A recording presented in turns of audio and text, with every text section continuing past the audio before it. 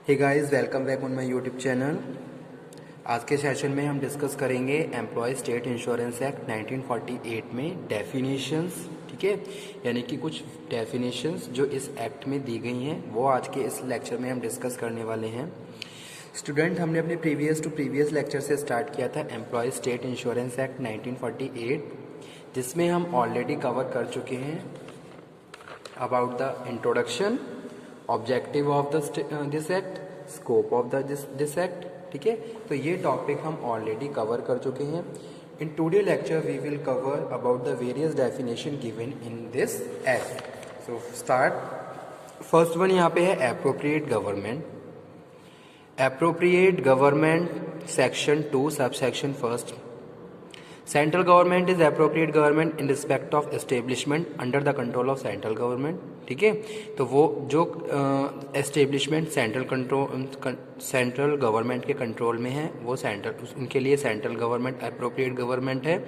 और उसके अलावा railway administration, major port, mine और ऑयल फील्ड, ये सब इन सब के लिए भी क्या है, सेंट्रल गवर्नमेंट एप्रोप्रिएट गवर्नमेंट है, क्योंकि ये क्या है, under the control of central government. In all other state government is appropriate government. ठीक है, और बाकी सब के लिए क्या है, स्टेट गवर्नमेंट क्या है, एप्रोप्रिएट गवर्नमेंट है।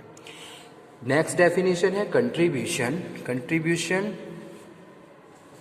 ओके, तो यहाँ पे हम बात कर रहे हैं किसकी, कंट्रीब्यूशन जो आती है सेक्शन 2 सब सेक्शन 4 में। Contribution mean the sum of money payable, ठीक है, means sum of money payable to the corporation by principal employer, to corporation by principal employer, okay, in respect of an employee and in respect of an employee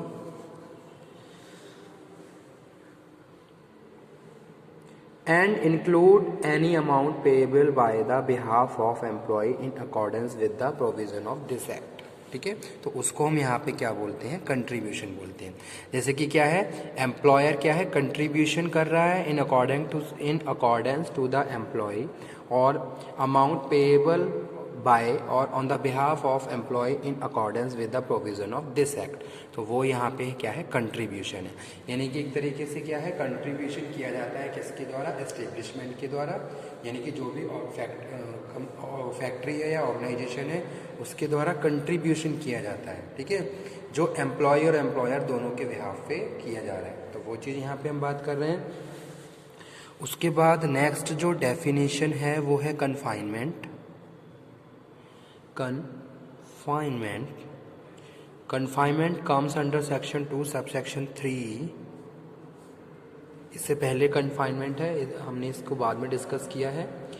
confinement means labour resulting in the issue of living child or labour after 26 weeks of pregnancy resulting in the issue of child whether alive or dead. ठीक है, तो यहाँ पे हम बात कर रहे हैं confinement means labour resulting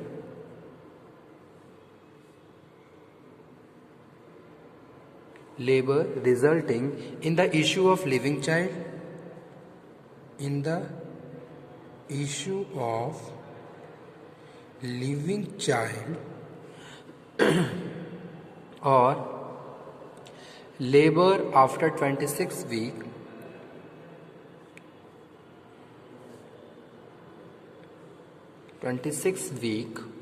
of pregnancy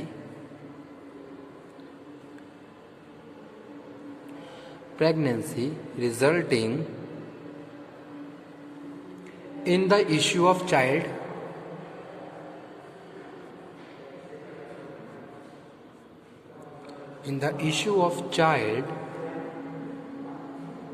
whether live and dead. तो ये क्या है, कन्फाइनमेंट बोलते हैं इसको, कि भी कोई भी ऐसा इश्यू जो रिलेटेड है चाइल्ड से और labour after the 26 weeks of pregnancy, चाहे वो बच्चा जीवित है चाहे वो बच्चा डेड है, तो उस केस में कन्फाइनमेंट यहाँ का प्रोविज़न दिया हुआ है। तो ये है डिफाइन डेफिनेशन कन्फाइनमेंट की। उसके बाद जो नेक्स्ट डेफिनेशन है वो है कॉरपोरेशन की, यानी कि डेफिनेशन 4। तो यहाँ पे कॉरपोरेशन को किस तरीके से डिफाइन किया गया है ये देख लेते हैं। Corporation comes under section 2 subsection 6। Okay, corporation means the employee state insurance act set up under this act. Corporation means the employees state insurance corporation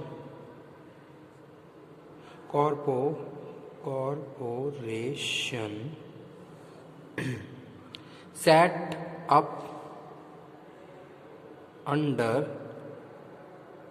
this act. तो उसको क्या बोलते हैं हम, कॉरपोरेशन बोलते हैं। After that next definition dependent.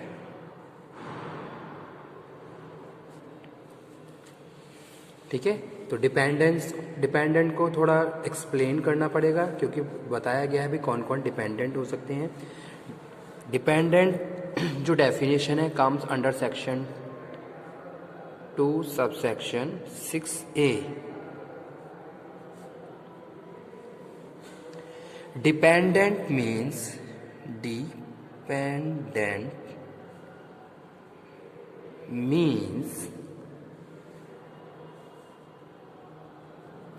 any of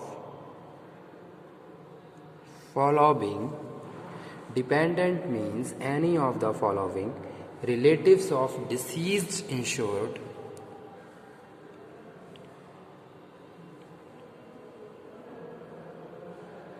relatives of a deceased insured person, उनके नाम नेमली। ठीक है, तो कौन कौन डिपेंडेंट हो सकते हैं। फर्स्ट वन है विडो, लेजिटिमेट अडॉप्टेड सन, ओके, जिनकी एज अभी 25 ईयर की नहीं हुई है, नॉट अटेन्ड। ओके, तो वो डिपेंडेंट हो सकते हैं। Unmarried daughter, legitimate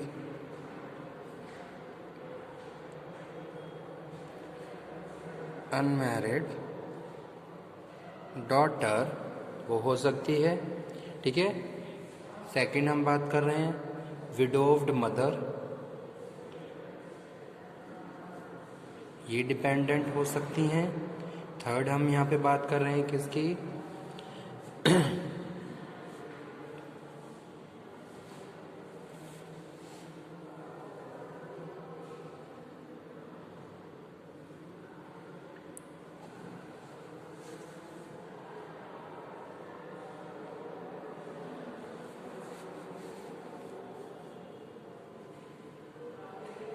window daughter in law,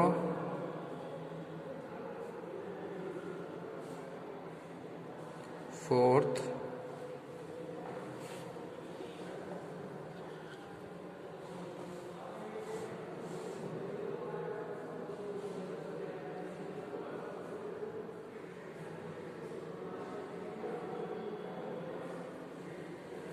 तो ये सब क्या है, डिपेंडेंट हैं, इनको हम यहाँ पे डिपेंडेंट बोल रहे हैं। फोर्थ नंबर पे यहाँ पे दिया हुआ है a parent other than a widow mother, a parent other than widowed mother etcetera, बहुत सारे और भी डिपेंडेंट है। ठीक है, तो इनको डिफाइन किया है as a dependent under section 2 subsection 6A in fact employee state insurance act 1948। उसके बाद जो नेक्स्ट डेफिनेशन है वो है ड्यूली अपॉइंटेड। 6 नंबर पे हम बात कर रहे हैं किसकी? Duly appointed. ड्यूली अपॉइंटेड में हम बात कर रहे हैं भी क्या? Duly appointed section 2 sub section 7। Okay, duly appointed means appointed in accordance with provision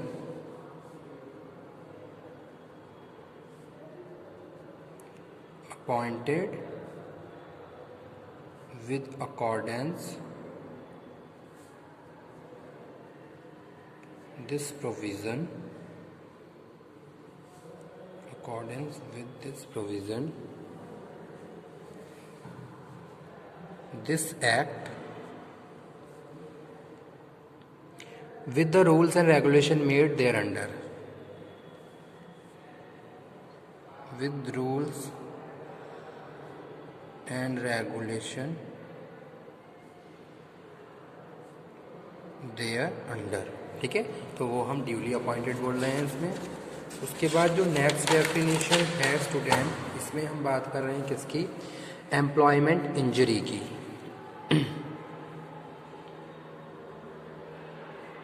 employment injury, तो एम्प्लॉयमेंट इंजरी को यहाँ पे डिफाइन किया है and comes under section 2 sub section means a personal injury to an employ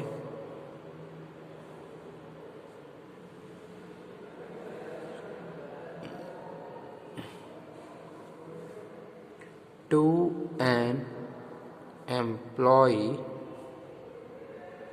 caused by an accidental or occupational disease।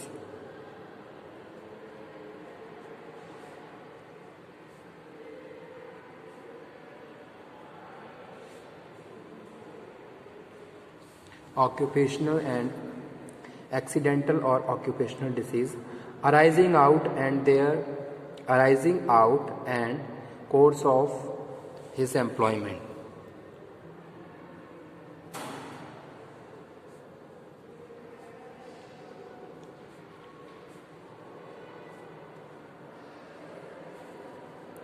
ठीक है, तो वो क्या है? एम्प्लॉयमेंट इंजरी है। एम्प्लॉयमेंट इंजरी में यहाँ पे हम बात कर रहे हैं, employment injury means a personal injury to an employee cause by accidental, कोई एक्सीडेंट हो गया, कोई ऑक्यूपेशनल डिसीज हो गया है उसको काम करते समय। ठीक है, तो वो उसको यहाँ पे हम एज ए एम्प्लॉयमेंट इंजरी बोल रहे हैं। Whether accidental occurred, occupational disease is contracted within the outside of the territorial limits of the India. Okay, तो वो क्या है? Employment injury. तो आज इतनी ही डेफिनेशन, नेक्स्ट लेक्चर में अपनी नेक्स्ट डेफिनेशंस को कवर करेंगे। Okay, thank you very much.